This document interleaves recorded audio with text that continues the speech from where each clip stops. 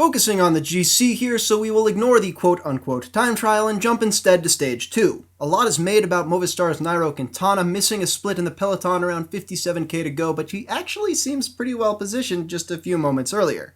And it wasn't that big a deal, loads of other GC riders missed it too, though the coup de grace would come 7k later when Lotto's Soudal split the front group again. Fortunately, Sky's Chris Froome had 2 of this spring's Classics winners to pull him across the gap, and yeah, you should probably check out those videos. Anyway, this second split meant that even though Movistar's chase did bring Quintana back to the peloton, Froome was still up the road gaining time. And he did some of it on his own, with a gawky but entirely respectable job throwing down against burly sprinters to keep on same time with stage winner Andre Greipel of Lotto. This gained him a symbolic 4 seconds on the GC guys in the lead group and nearly a minute and a half on Quintana. Quick stop on stage 3 to highlight Thomas again, up front looking back for Froome at the foot of the Mur de Huy. I mean, which GC rider would you rather be? The one tucked in on a friendly wheel, or the one trading elbows in the wind? It's not that Quintana didn't have a teammate of Thomas's caliber, it's just that he kind of hung out behind him most of the way up the climb. The rest of the first week was cool, but no big time changes. Then finally, on stage 10, we got Valverde's first bona fide efforts to sacrifice himself for Quintana. But Thomas doggedly brought him back, Richie Porte shredded everyone but the Colombian, and then Froome attacked once, 6k out, and rode steadily away from Quintana all the way to the line. And yes, you're allowed to feel some déjà vu.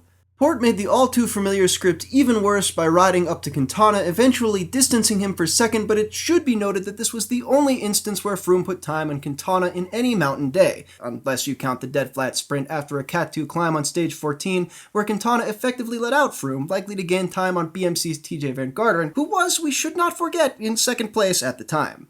There's no doubt Sky, now with a 3-minute cushion, rode less aggressively than they otherwise might have. But it's also doubtful Froome had another beat the field by a minute day in him. Certainly his dig inside the final K at Pra Loop on stage 17 proved ineffective at gapping Quintana. And by stage 19, Sky's wheels were kind of coming off. Even after shouldering an uncommonly light pace-making burden, both Porte and Thomas found themselves off the back of the group, still 60k out. Astana was turning up the heat early to launch a now 8 minutes down Vincenzo Nibali, but Froome seemed nevertheless intent on chasing him, even though last year's champ had ready reinforcements just up the road.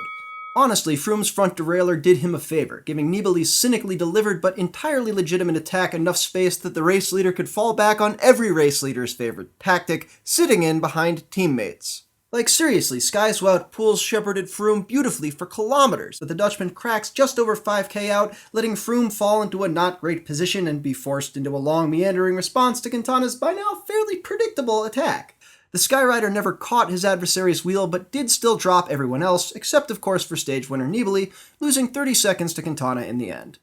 So yeah, 2 minutes 30 is a big gap, but the last GC stage made it interesting. Let's just note the early break before focusing on Movistar's winner Ancona. He joined an early group on the Croix de Fer, then attacked that group just as it was caught to form another escape where he probably explained he was saving himself for later. This move was caught, and Ancona attacked again, was brought back for a third time by a rapidly diminishing peloton, then set tempo for a bit, softening things up for a Valverde attack at 58k to go. And because Valverde is 5 minutes down, and because Froome had enough teammates to remind him this was okay, Sky was fine with it. The Quintana counter 2k later was a bit more serious, but Froome used an aero tuck both to close the gap on the descent and silence the doubters who said he couldn't pedal without looking at his stem. As the road leveled out a bit, the 4 GC leaders relaxed to let things regroup. There were, after all, 47.8k remaining, many of them staggeringly difficult. This prompted Cannondale Garmin's rider Hesjedal to immediately counter, followed by FDJ's Thibaut Pinot, and can I say wait for it here? Winner and Ancona. Garmindale's Ramunas Navardauskas dropped back from the early break, remember them, and drove the pace into the final climb of Alpe d'Huez, so a more rested rider Hesjedal could kick off the attacks at 12k to go. But back in the GC group, Quintana was not waiting. Porte and Poels were there to counter his early efforts for Sky, and a reminder, if you're going to mess with the riders, you better not do it in front of Wout Poels. Valverde and Quintana repeated their Croix de Fer combo to break Sky's grasp, and this time the indefatigable Ancona provided Quintana yet another bit of assistance as the white jersey slowly pulled away from the yellow. At the head of the race, Pinot was repeating this trick with teammate and early breakaway Alexandre Geniez, and do you really still wonder why teams put riders up the road? Anyway, if the GC was ever in question, it was here. Quintana nearly 30 seconds up on a limping Froome with a teammate and a fat 7k of climbing remaining to extend the gap. But as Hesjedal and Pinot staged an old-timey tete-a-tete duel decided by a bold attack through a typically rowdy Alpe d'Huez crowd, Froome made the intelligent but somewhat less exciting decision to hang behind his teammates. Quintana's eventual bold solo came at 4K to go and would continue to gain time, but not enough to catch Pinot, who won the stage, or to make up the gap to Froome, who would take the title by slightly less time than Quintana lost on the race's second day. So another Tour, another Sky win, and another endless discussion based on speculation about mostly unknowable numbers. But to me, a far more visible component in taking, or just missing, the victory was the performance of teammates. Unless, of course, they raced triathlon. I'm Cosmo Catalano, and that's how the race was won.